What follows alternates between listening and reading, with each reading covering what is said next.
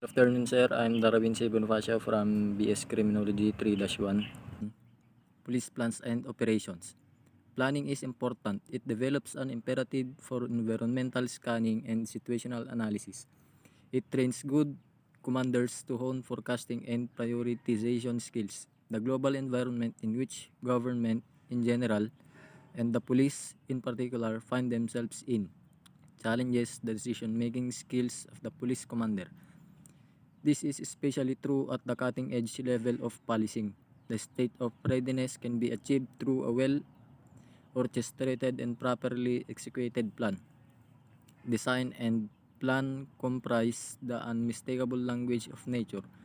Think about that for a moment. Working without a plan is as foolish as going to the sea without a compass. Napaka-importante daw po ng isang pagpaplano at sinasabi po nito kung gaano kahalaga ito at para po sa mga kilos na dapat gawin at para maiwasan na rin po kung ano man ang pwedeng hindi kaaya-ayang mangyari. Once you have determined your chief aim in life, it then becomes necessary for you to map out a plan for its attainment. There are always provisions made for alternative movements or change in strategy. We should also be flexible in our planning because if one plan doesn't work, we should change it and work another plan. We can change our plans on the road to attainment, but we should not change the goal we seek. Sinasabi po dito na hindi lang po dapat isa ang nakaplano, meron din pong isang plano po o ibang paraan pa na naihanda na para kung sakaling hindi po mag-work yung isang plano ay meron pong susunod na hakbang na dapat gawin. At yung importante ay yung goal na sinisik ng buong plano. The struggles against inevitable results and seemingly insurmountable hurdles are attainable only after careful planning, giving attention to the little details which enable you to overcome the mighty stroke by stroke, bit by bit. There must be an organizational appreciation for the importance of establishing a plan, no matter how simple. While valor in itself is a value, there is no substitute for careful and deliberate planning. So ito ay napaka-importante ng isang at kung gaano kahalaga ang isang pagpaplano lalo na sa ating mga kapulisan para may sagawa ng mabuti ang kanilang mga movements, yung kanilang mga operations, kanilang mga lakad nang sa gayon ay may patupad nila ito ng mahusay at mabuti. Planning as management function. Management is defined as the use of people and other resources to accomplish objectives.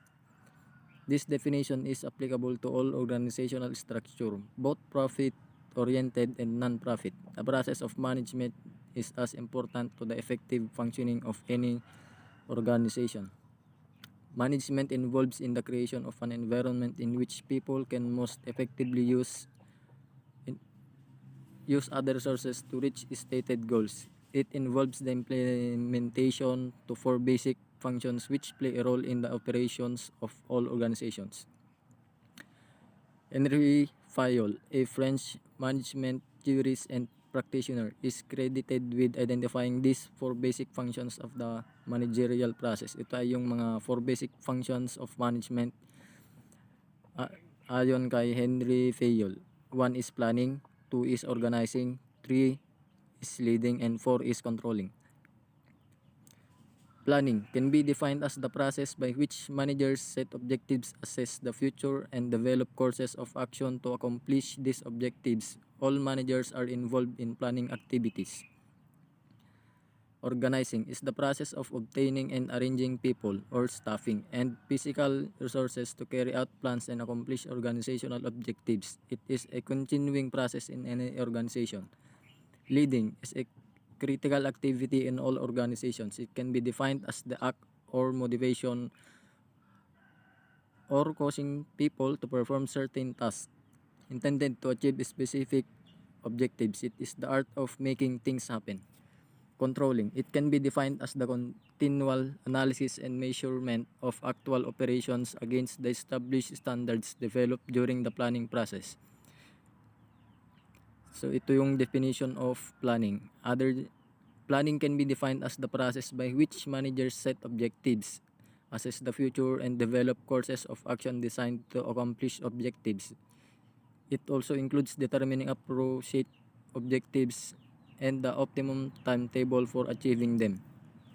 Yung plano daw ay marami daw isang paraan na kung saan ay makakapag-set ng isang objectives at goals, mga movements na kung saan ay nakatalaga kung ano yung mga kung saan yung tamang oras para ito ay ma-achieve. A good example of plan is the patrol plan of police stations. Formal act or process of making a plan. It is writing down what you want to do, how you would do it, and who would help you the task involved to reach a certain end. Elements of planning. 1 is goal, course of action, implementing group, resources needed. Ito yung kung gaano kahalaga yung importance of planning. People become more proactive and just reactive. 2, doing more with less. Foundation of your work. Helps make your people become more productive, reflects your competence, gives the strategic and tactical advantage. At yung ito yung mga anim na kung saan pwedeng ito yung importansya ng isang pagpaplano kung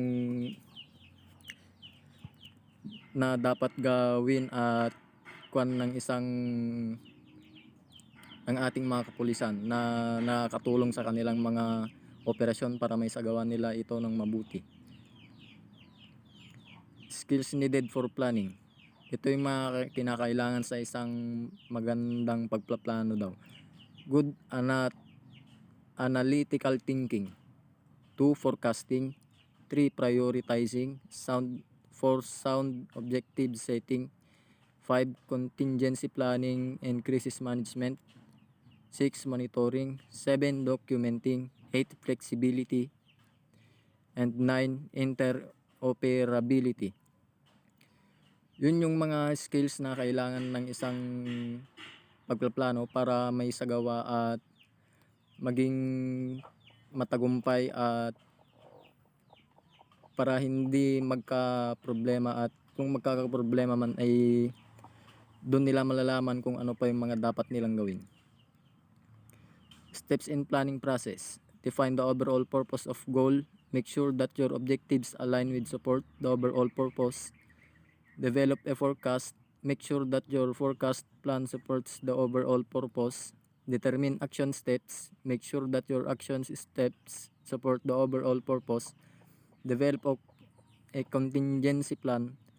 Implementation your plan. Make sure that your contingency plan supports the overall purpose. 13, make sure that your implementation supports the overall purpose. 14, check the process of your plan frequently. And 15, make sure that your plan implemented, that the overall purpose remains in focus. Ito yung mga steps in planning process na kung saan ay mas nakakatulong pa sa isang pagpaplano upang may mga iba-ibang way na kung saan ay isa lang ang kanilang goal upang magkaroon ng isang support sa isang plano ma-attained sakali man ito ay hindi mag-click at ma-attain pa rin ang goal ng isang plano, lalo na ng ating mga kapulisan, kung napaka-importante nito kung saan na isasagawa nila ng mabuti ang kanilang mga objectives at mga goals, lalo na sa ating mga police operations. And yun lamang po, sir. Thank you.